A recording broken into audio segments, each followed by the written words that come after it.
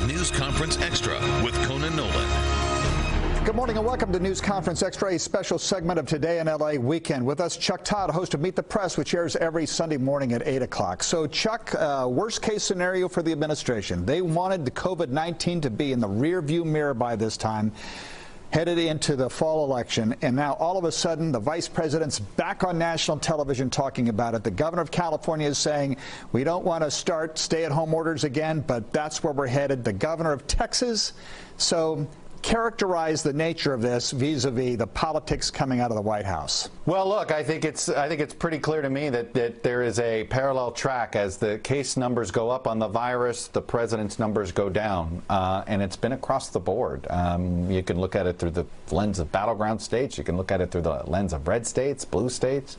We're going to look at it. So I think the political impact is, I think it is the mishandling of this virus and the mishandling of the protests have had this huge double impact on the president's political standing.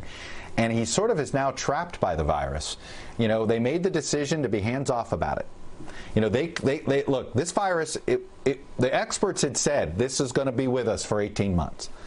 The president chose to believe it wouldn't. He made a gamble.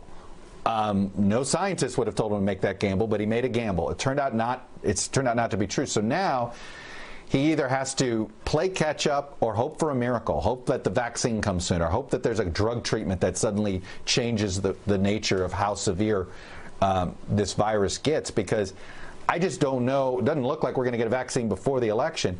The only shot, when you look at the polling here, the one thing that the public gives the president an advantage over Biden on is on the economy. If it is purely a who is best to manage the economic recovery argument come the last 2 weeks of October, the president might have a boxer's chance here. But if it's virus mitigation that is essentially continuing to be one of the top one or two issues, he's got no way to sort of change, unless he suddenly changes course and says, yes, wear a mask and let's recruit 200,000 contact tracers. Because the one thing that I finally feel like we are getting an answer to is, why did we, why are we here? Fauci and Birx both seem to hint it's because we're not contact tracing well. Right, and we're opening up bars and churches in various parts of the country. Again, back to the politics, though.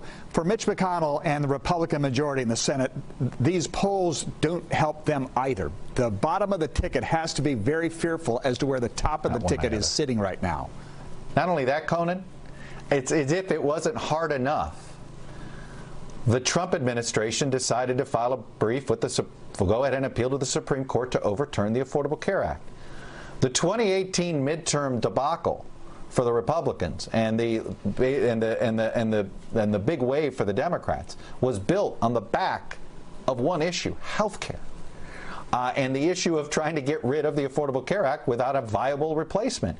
And so now these same Republicans down the ballot already struggling to explain the president and his various reactions to the protests and to the virus itself, now we're going to continue to be asked, what's your plan to cover folks with pre-existing conditions? Where's your health care plan, Senator McSally? Where's your health care plan, Senator Gardner? Like I said, the president had already made it hard enough for these folks. Throw in scrapping the Affordable Care Act on an issue that clearly has been an advantage for the Democrats now, basically since the president won the election in 2016. Let's talk very quickly about police reform. The House passed their bill. It's dead on arrival in the Senate. The Republicans weren't able to get theirs passed over the threat of a filibuster from Democrats.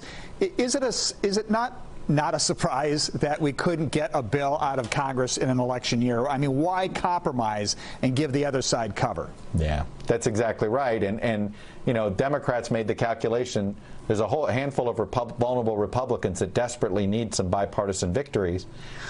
Mitch McConnell, I think, tried to jam the House, right, by trying to go early, try to jam the Democrats.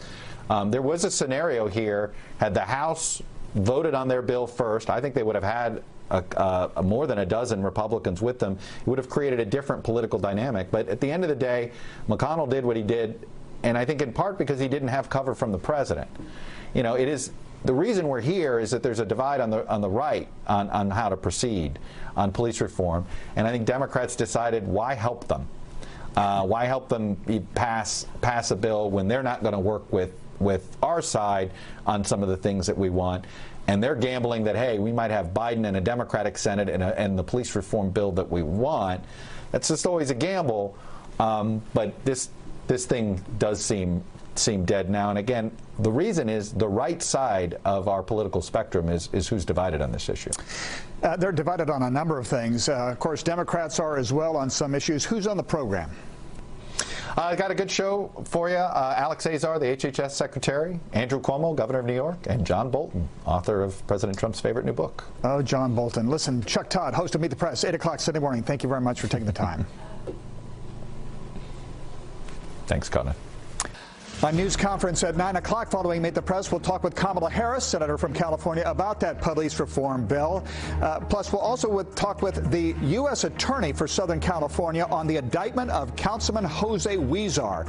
And Dr. Lucy Jones weighs in on COVID-19 and what you can do to protect yourself. That's News Conference at 9 o'clock following Meet the Press. We'll see you then.